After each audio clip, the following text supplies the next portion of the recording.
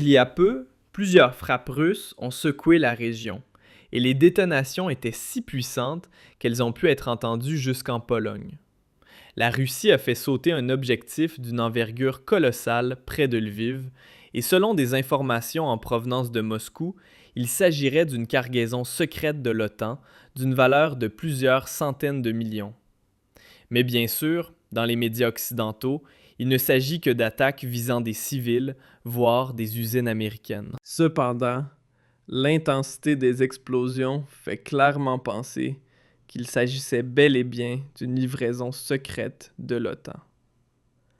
Cette semaine, Kiev a échappé aux frappes aériennes grâce à un cessez-le-feu partiel, offrant enfin à la population civile un peu de répit.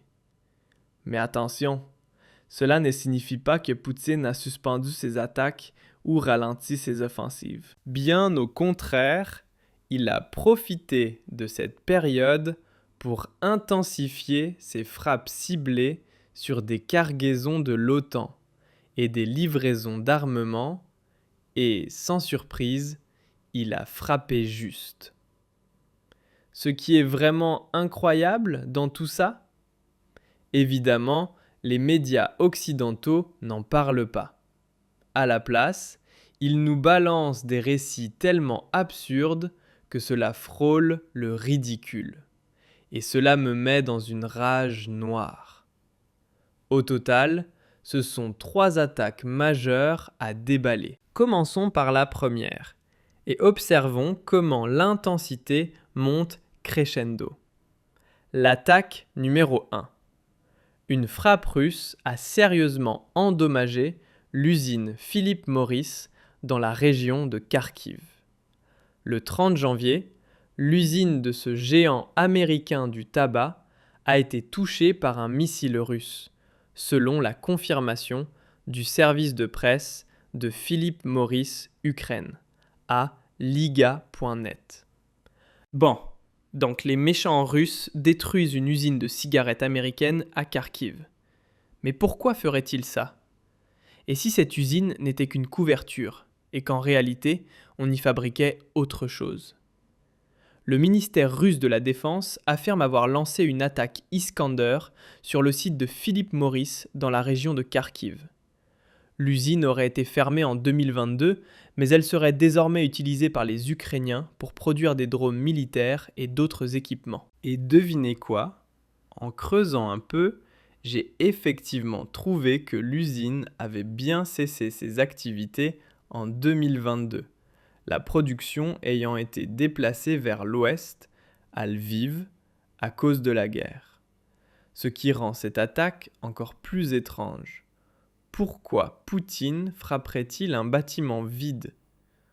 À moins que cette usine ne soit bel et bien reconvertie pour la fabrication de drones ukrainiens ? Je demande pour un ami, évidemment.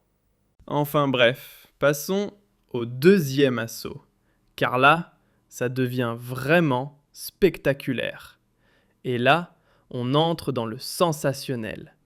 Voici ce qu'a écrit Bild. Attaque de drones contre des civils, frappe russe sur un train de passagers, 4 morts. Selon le président Zelensky sur Telegram, un drone russe a attaqué un train dans la région de Kharkiv, au nord-est de l'Ukraine, faisant au moins 4 morts. Le train transportait environ 200 passagers. Il n'y a aucune justification militaire pour tuer des civils dans un train, a-t-il déclaré. En plus des morts, on compte 2 blessés. Lors de cette attaque massive sur l'Ukraine, au moins 11 personnes ont été tuées dans tout le pays ce mardi. Et cette attaque russe contre le train ukrainien a été tellement médiatisée que toute la semaine, les médias allemands l'ont diffusée en boucle. Même le ministère allemand des Affaires étrangères est intervenu sur Twitter en déclarant « Les attaques contre des civils dans un train représentent un nouveau sommet dans l'horreur des crimes de guerre de Poutine. La Russie doit enfin accepter un cessez-le-feu et des négociations sérieuses. Nous continuons à soutenir l'Ukraine et intensifions la pression sur la Russie.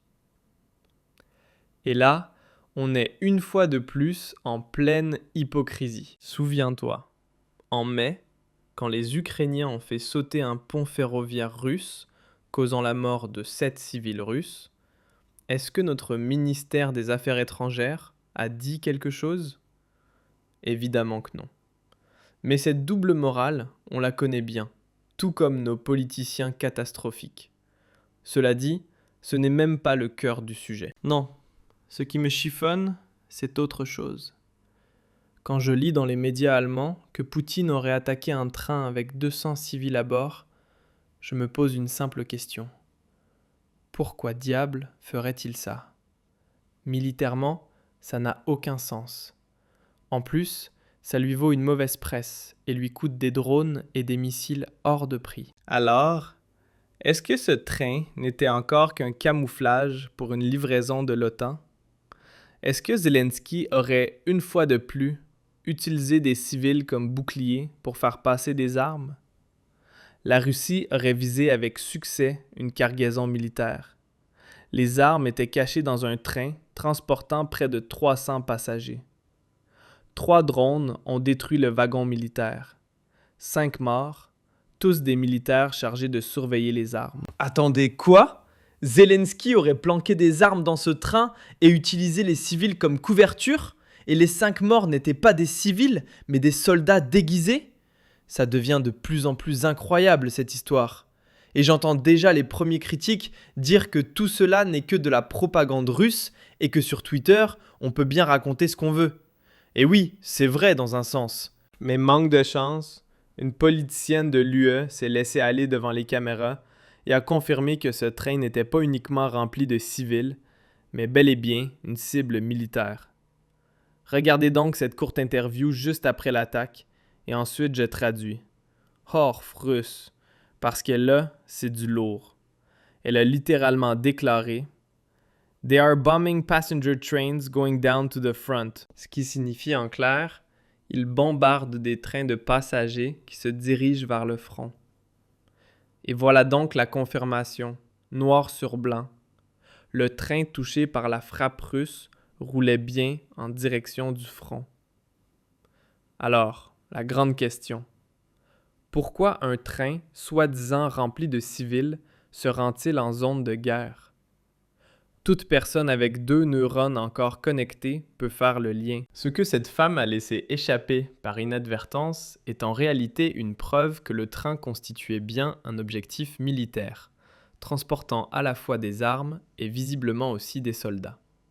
Mais bien sûr, nos médias racontent une toute autre version, et le ministère des Affaires étrangères participe allègrement à cette mascarade. Et après ça, ils osent nous faire la leçon sur les fake news. Franchement, c'est pitoyable. Passons maintenant à la 3e attaque. Et celle-ci était si massive qu'on a pu l'apercevoir jusqu'en Pologne. Un incendie s'est déclaré dans une station de pompage de pétrole près de Lviv. Et il brûle encore aujourd'hui. 3 jours se sont écoulés depuis la frappe initiale. Des raffineries de pétrole en feu près de Drohobych, dans la région de Lviv, à l'ouest de l'Ukraine. Et comme toujours, les médias occidentaux n'ont pas le droit de parler de ces attaques, ni de la véritable avancée russe à l'est. Et pourtant, ces images et vidéos venues de l'ouest de l'Ukraine disent tout. Zelensky avait déplacé une grande partie des infrastructures critiques depuis l'est vers l'ouest pour les protéger des attaques russes. Mais ce plan a lamentablement échoué, car les drones et missiles de Poutine peuvent frapper jusqu'au fin fond de l'Ukraine occidentale. Rien qu'à voir l'attaque d'Oreshnik sur Lviv il y a 2 semaines, c'est une preuve imparable. Alors, pose-toi la question. Si tout ça n'était que de la propagande russe, comment expliquer que toutes les pièces du puzzle s'assemblent si parfaitement ? Les déclarations de l'UE, les vidéos, les explosions, les faits. Pourquoi des trains de civils roulent-ils vers le front ? Pourquoi les dépôts de pétrole flambent jusqu'à être visibles depuis la Pologne? Et personne n'en parle? Et pourquoi notre ministère des Affaires étrangères défend-il une histoire totalement bancale? Est-ce qu'on nous ment? Encore et encore? Répondez simplement oui ou non dans les commentaires. Et si vous voulez empêcher qu'on enterre ces infos, alors partagez cette vidéo avec tous vos amis.